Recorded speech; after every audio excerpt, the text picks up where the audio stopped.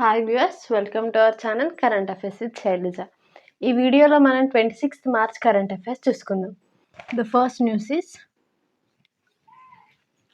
నీతి Aayog full time మెంబర్గా Rajiv GABA గారు అయితే నియమితులు కావడం జరిగింది. నీతి Aayog full time member.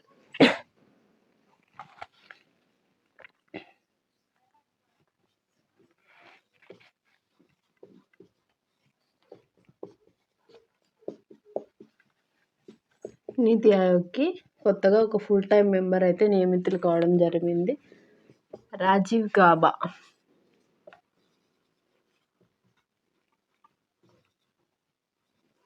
Rajiv GABA గారు అయితే నీతి ఆయోగ్కి ఫుల్ టైం మెంబర్గా నియమితులు కావడం జరిగింది. తను ఎవరంటే ఫార్మర్ క్యాబినెట్ సెక్రటరీ. ప్రీవియస్గా ఫార్మర్ క్యాబినెట్ సెక్రటరీగా వర్క్ చేశారు. Former cabinet secretary.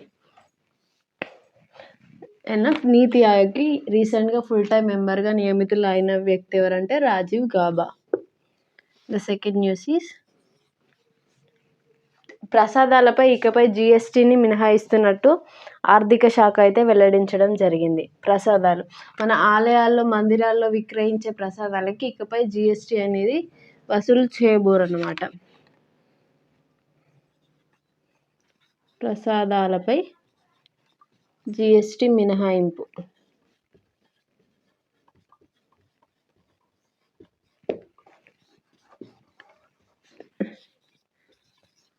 ఇక్కడ ఆలయాలలో, మందిరాలలో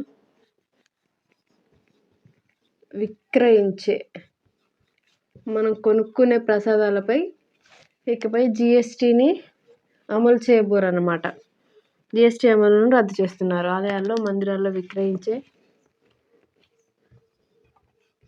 ప్రసాదాలపై జిఎస్టీ అనేది మినహాయిస్తున్నారు.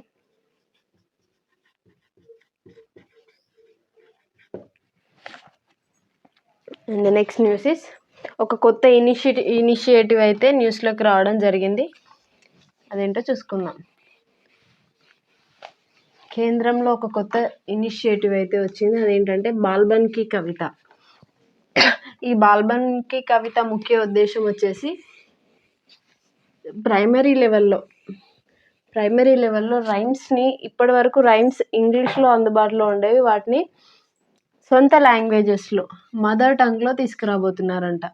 సో దట్ పిల్లలకి ఈజీగా అవి అర్థమవుతాయి అని చెప్పేసి బాల్బన్ కీ కవిత ఇనిషియేటివ్ని అయితే ప్రారంభించడం జరిగింది. ఎవరంటే కేంద్ర విద్యాశాఖ. బాల్బన్ కీ కవిత.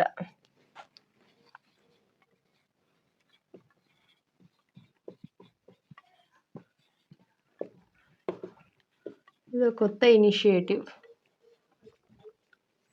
ఈ బాల్బన్ కీ కవిత ఇనిషియేటివ్ని ఎవరు తీసుకొచ్చారు? బై హూమ్ అంటే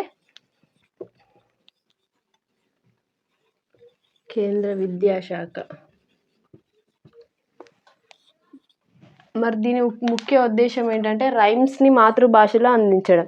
ఇంగ్లీష్లో ఉండే రైమ్స్ని, పద్యాలను భారతీయ భాషల్లో అందించనున్నారు. ఆంగ్లంలో ఉండే రైమ్స్ని ఇకపై భారతీయ భాషల్లో అందించనున్నారు.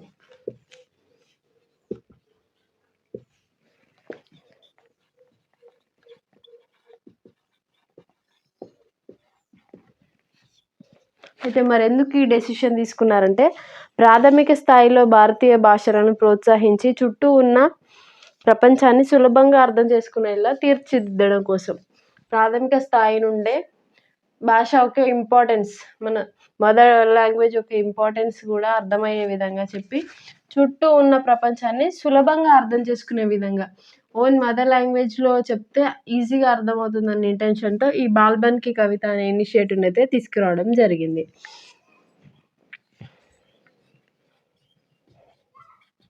ముఖ్య ఉద్దేశం ప్రాథమిక స్థాయిలోనే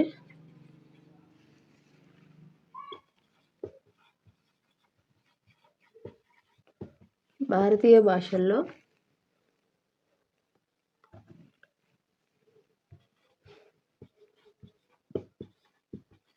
భారతీయ భాషలను ప్రోత్సహించి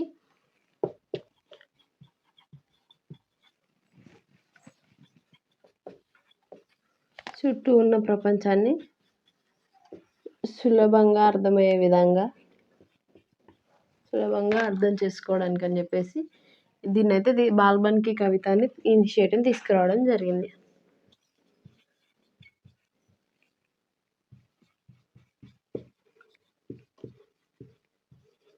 మరి బాల్బన్కి కవిత ఇనిషియేటివ్ని ఎవరు తీసుకొచ్చారు? ఇదంతా అవసరం లేదు, ముఖ్య ఉద్దేశం ఏంటి గుర్తుపెట్టుకుంటే సరిపోతుంది. ఇనిషియేటివ్ నేమ్ ఏంటి, దాన్ని ఎవరు తీసుకొచ్చారు? కేంద్ర విద్యాశాఖ అయితే ఈ బాల్బన్కి కవిత ఇనిషియేటివ్ని తీసుకురావడం జరిగింది. దాని ద్వారా వాళ్ళు ఏం చేయబోతున్నారు చేంజ్ అంటే, ప్రాథమిక స్థాయిలో ఇంగ్లీష్లో ఆంగ్లంలో ఉండే రైమ్స్ని వచ్చేసి ఇకపై భారతీయ భాషల్లో తీసుకురాబోతున్నారు, అంటే మదర్ లాంగ్వేజ్లో తీసుకురాబోతున్నారు. అండ్ దాని వెనుక రీజన్ ఏంటంటే, ప్రాథమిక స్థాయిలో భారతీయ భాషలను ప్రోత్సహించడం మరియు చుట్టూ ఉన్న ప్రపంచాన్ని ఈజీగా అర్థమయ్యే విధంగా, పిల్లలకు ఈజీగా అర్థమయ్యే విధంగా చేయడమే దాని ముఖ్య ఉద్దేశం అంట.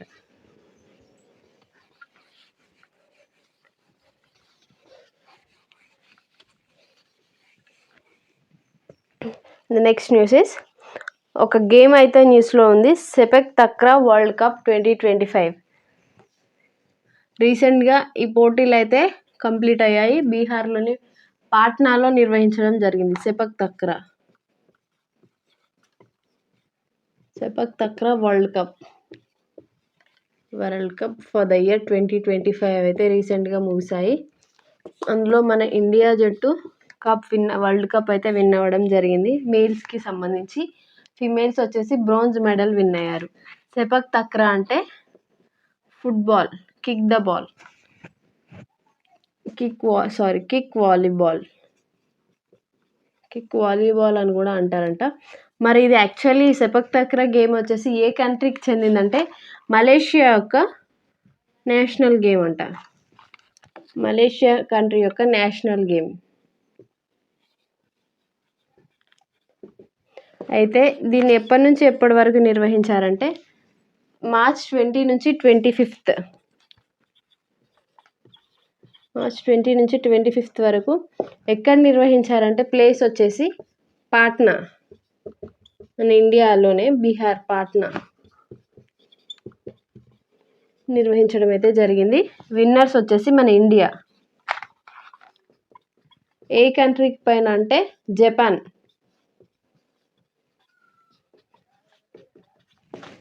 మేల్స్ విభాగంలో గోల్డ్ మెడల్ అయితే సాధించాయి. అండ్ ఫీమేల్స్ వచ్చేసి బ్రాంజ్ మెడల్. మన ఇండియా ఫీమేల్స్ వచ్చేసి బ్రాంజ్ మెడల్ అయితే సాధించడం జరిగింది. ఏ కంట్రీకి చెందిన నేషనల్ గేమ్ అంటే మలేషియా కంట్రీకి చెందిన national game. The next news is, మహిళా క్రీడల్లో ట్రాన్స్జెండర్స్ని పోటీ చేయకుండా ఇకపై జన్యు పరీక్షలు అయితే తీసుకొచ్చారంటే ఎవరంటే అమెరికా గవర్నమెంట్.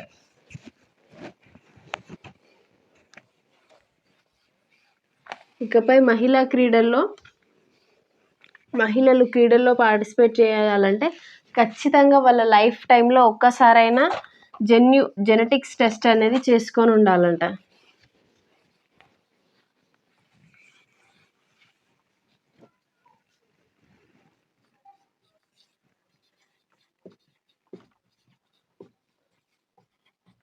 మహిళా క్రీడల్లో ట్రాన్స్జెండర్స్ పోటీ చేయకుండా ఇకపై జన్యు పరీక్షలు.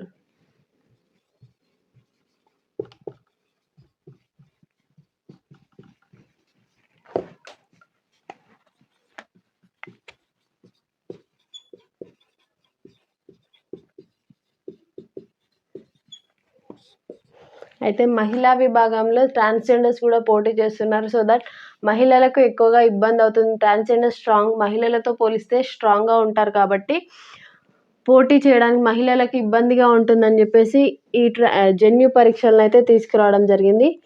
ఇకపై మహిళా విభాగంలో ట్రాన్స్జెండర్స్ పోటీ చేయలేరు అనమాట. ఎవరైనా పోటీ చేయాలనుకుంటే ఖచ్చితంగా వాళ్ళు జెనెటిక్ టెస్ట్ అయితే చేసుకోవాల్సి ఉంటుంది. జెనెటిక్ టెస్ట్ చేసుకున్న తర్వాత వాళ్ళు ఫీమేల్స్గా పర్టికులర్లీ వాళ్ళు ఫీమేల్స్ అయితేనే ఆ మహిళా అథ్లెటిక్స్లో వాళ్ళు పోటీ చేయవచ్చు అనమాట. ట్రాన్స్జెండర్స్ని పోటీ చేయకుండా చేయాలన్న ఉద్దేశంతోనే దీన్ని తీసుకురావడం అయితే జరిగింది. ట్రాన్స్జెండర్స్ని అవాయిడ్ చేయాలన్న ఉద్దేశంతోనే ఈ జెనెటిక్ టెస్ట్ని అయితే తీసుకురావడం జరిగింది. అథ్లెటిక్స్లో ట్రాన్స్జెండర్స్ని స్టాప్ చేయాలని చెప్పేసి.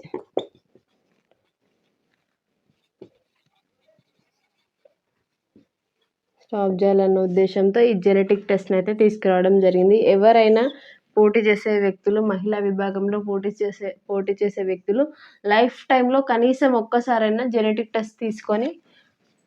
టెస్ట్ చేసుకొని ఉండాలి.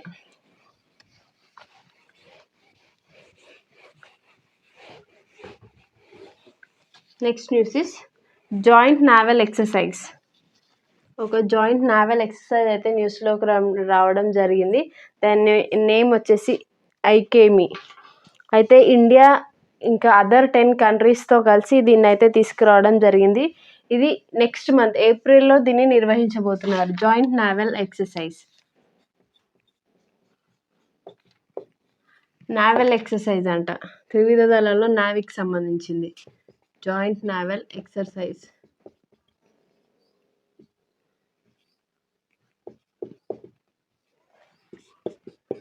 India with 10 other countries.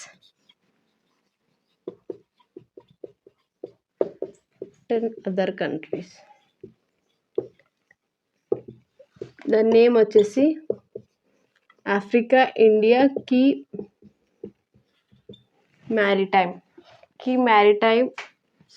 Maritime engagement.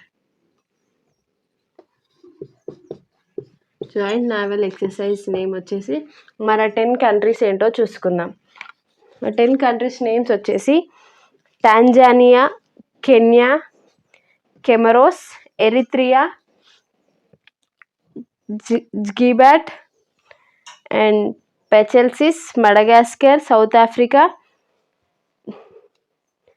Mozambique and Mauritius.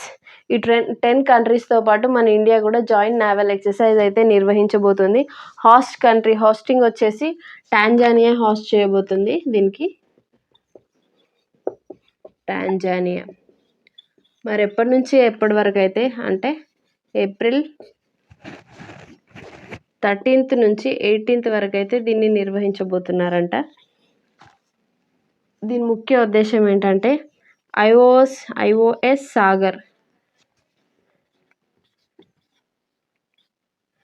IOS సాగర్లో భాగంగా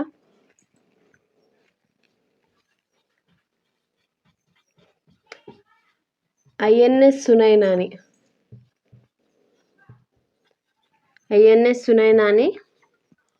ముందుకు తీసుకెళ్ళబోతున్నారంట.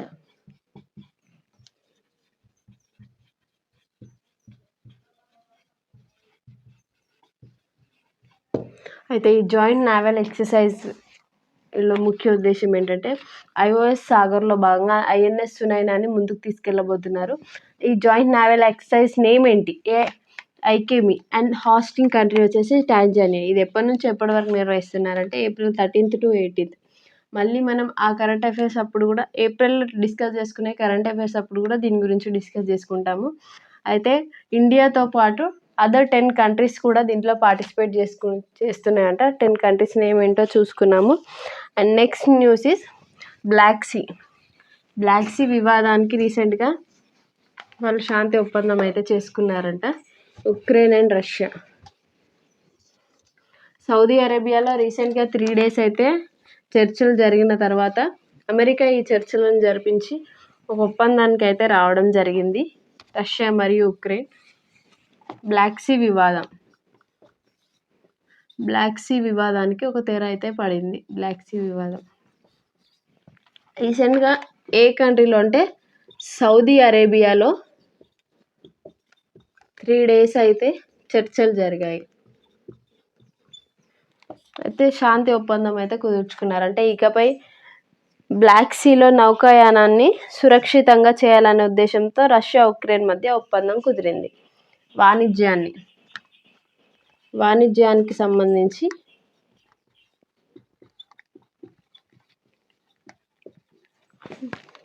బ్లాక్ సీలో నౌకాయానాన్ని సురక్షితంగా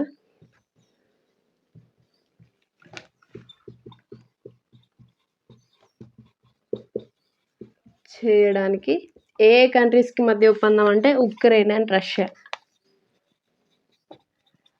అండ్ ఉక్రెయిన్కి మధ్యలో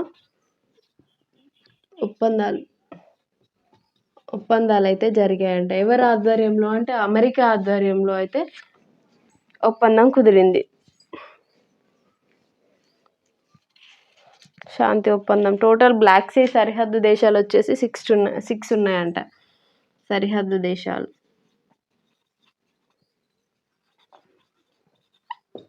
వచ్చేసి 6. మరి ఈ శాంతి ఒప్పందం ఎవరి ఆధ్వర్యంలో జరిగింది అనేది కూడా ఇంపార్టెంట్. అమెరికా ఆధ్వర్యంలో జరిగింది. అమెరికా ఆధ్వర్యంలో ఈ బ్లాక్ సీ శాంతి ఒప్పందం అయితే జరిగింది.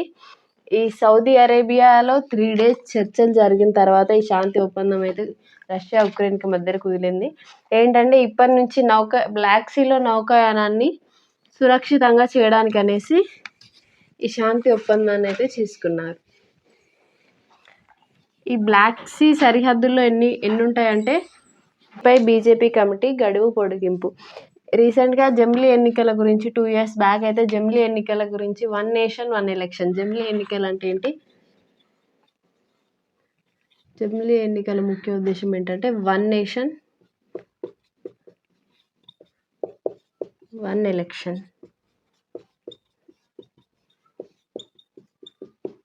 ఈ 1 nation 1 election ఇంప్లిమెంట్ చేయాలని చెప్పేసి ప్రతిపాదనలు వచ్చినప్పుడు దీనికి సంబంధించి ఒక జాయింట్ పార్లమెంటరీ కమిటీని అయితే తీసుకొచ్చారు. దీంట్లో టోటల్ 8 మంది సభ్యులు ఉన్నారు. ఈ జాయింట్ పార్లమెంటరీ కమిటీ ఏం చెప్తుందంటే మాకు ఇంకా కొంచెం సమయం గడువు కావాలని చెప్పేసి చెప్తుంది. ఈ జాయింట్ పార్లమెంటరీ కమిటీ ఎవరి అధ్యక్షతన నడుస్తుందంటే పిపి చౌదరి గారు. చైర్మన్ వచ్చేసి పిపి చౌదరి గారు. పిపి చౌదరి వాళ్ళు ఏం చెప్తున్నారంటే ఈ జాయింట్ పార్లమెంటరీ కమిటీకి ఈ జమిలీ ఎన్నికల పైన అధ్యయనం కోసం వాళ్ళకి ఇంకా కొంచెం టైం కావాలని చెప్పేసి సమయం కావాలి అంటున్నారంట. ఇప్పుడు ఇది ఎందుకు న్యూస్లోకి రావడం జరిగిందంటే అధ్యయనం చేయడానికి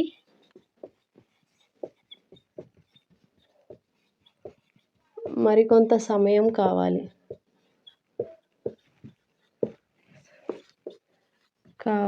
అంటున్నారు.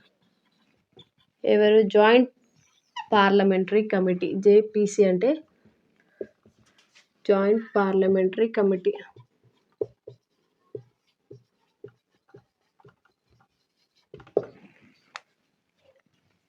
The next news is GDP, gross domestic product అయితే న్యూస్లోకి రావడం జరిగింది. 2015 నుంచి 2025 వరకు కంపేర్ చేస్తే 2015తో పోలిస్తే డబుల్ అయిందంట జీడిపి,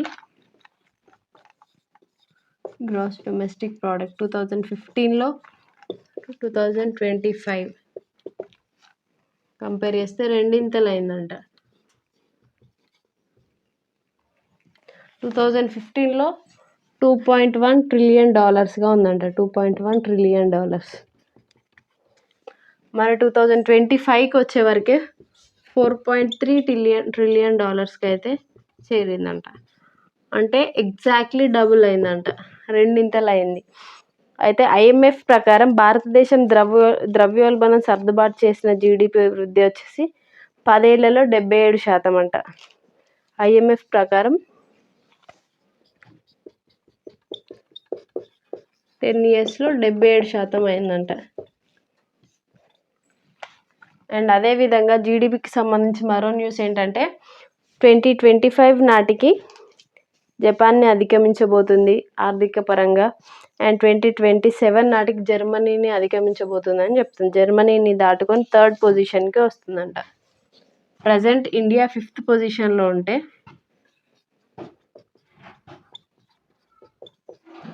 5th పొజిషన్లో ఉంటుందంట. 2025 అంటే నెక్స్ట్ ఇయర్ 2025 to 2026 ఆర్థిక సంవత్సరంలో 2025 నాటికి జపాన్ని అధిగమించబోతుంది అండ్ 2027 నాటికి జర్మనీని అధిగమించి థర్డ్ పొజిషన్లోకి వస్తుందని చెప్తున్నారంట.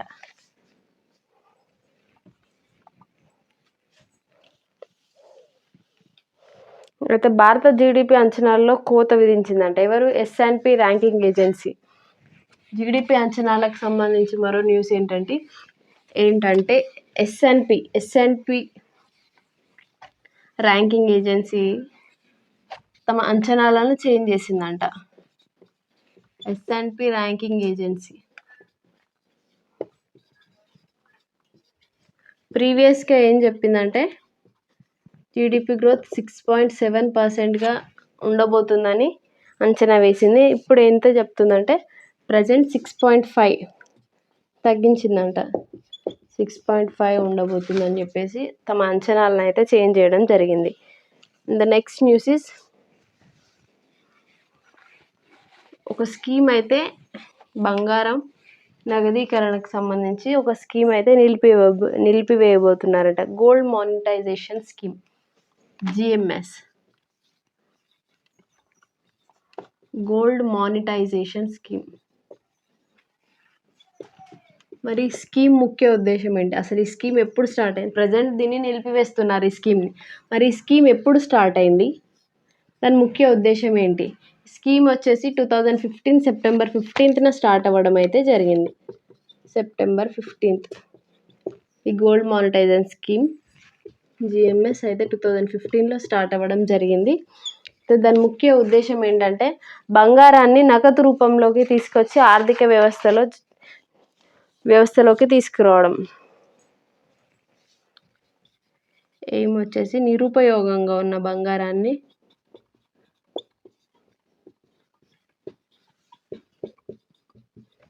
ఆర్థిక వ్యవస్థలోకి తీసుకురావడం.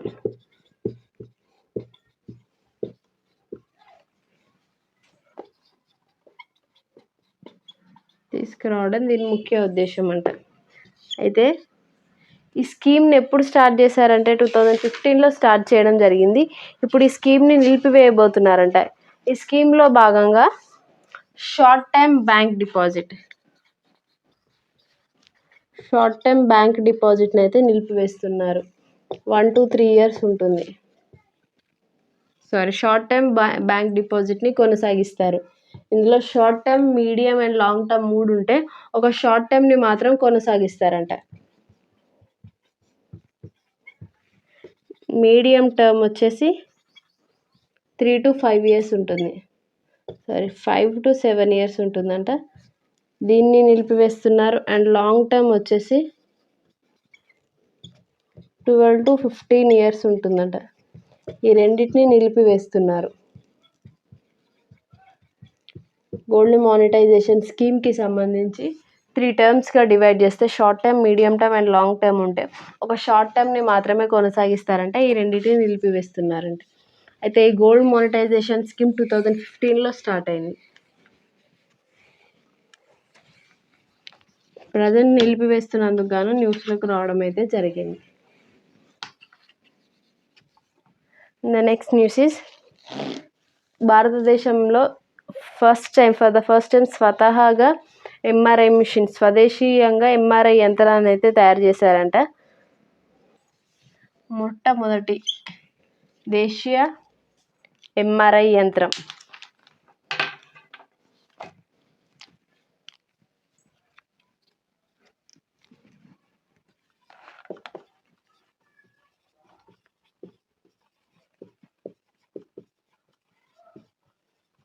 మొట్టమొదటి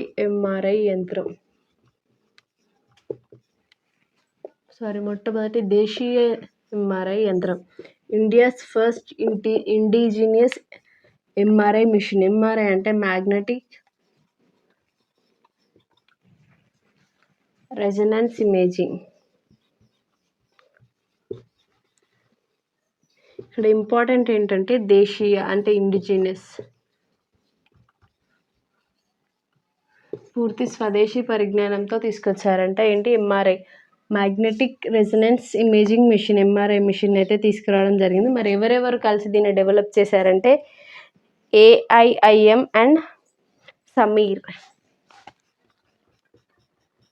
And Society for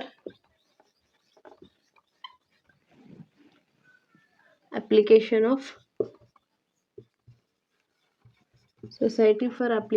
Microwave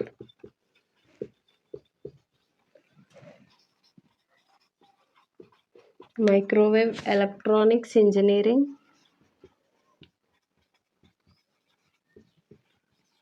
and Research.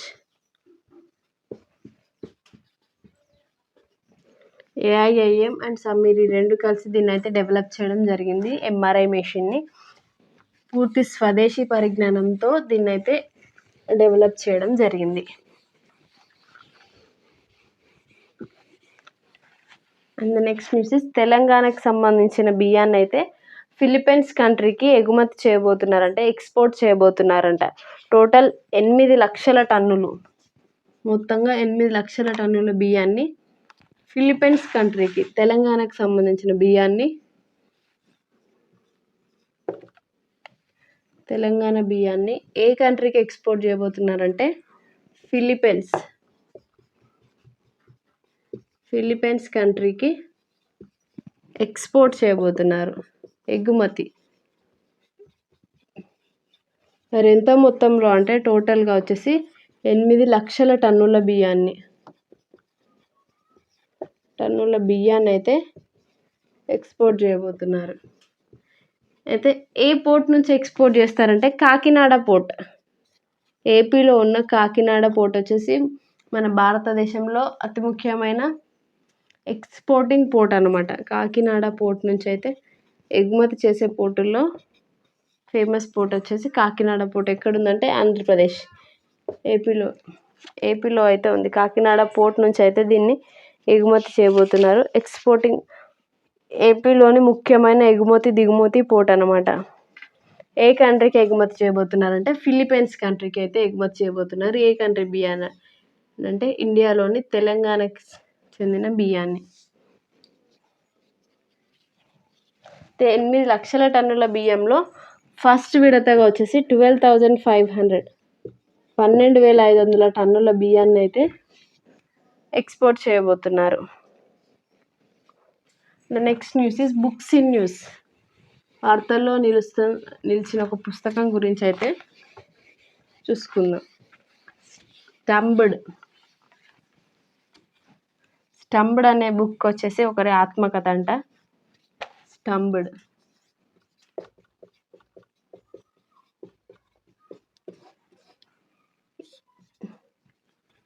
Life before and beyond